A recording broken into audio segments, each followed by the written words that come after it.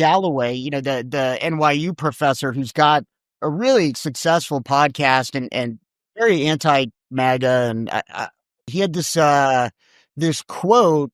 So he had this student. So he's teaching at NYU, and a student comes in late to his lecture, and he has it's like the first day of lecture, and he's got a policy, and his policy is, hey, like, if you're 5 minutes late, that's fine, but my cutoff is 15 minutes. Beyond that, like, you can't come in.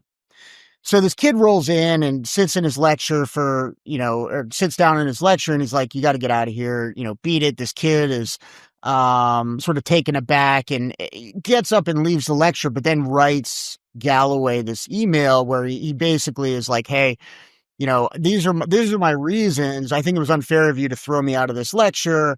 And Galloway writes this email back to him, and then somehow it leaks and really kind of goes viral. He writes this long email. Your logic effectively means you cannot be held accountable for any code of conduct before taking a class. For the record, we also have no stated policy against bursting into show tunes in the middle of class, urinating on desks, or taking hair removal systems for a spin. However, there is a baseline level of decorum, i.e. manners, that we expect of grown men and women who the admissions department has deemed tomorrow's business leaders. Let me be serious for a moment. I do not know you, will not know you, and have no real affinity or animosity for you. You're an anonymous student who's now regretting the send button on his laptop. It's within this context that I hope you register pause, real pause, and take to heart what I'm about to tell you. Get your shit together. Getting a good job, working long hours, keeping your skills relevant, navigating the politics of an organization, finding a work-life balance, these are all really hard. In contrast, respecting institutions, having manners, demonstrating a level of humility, these are all relatively easy. Get the easy stuff right.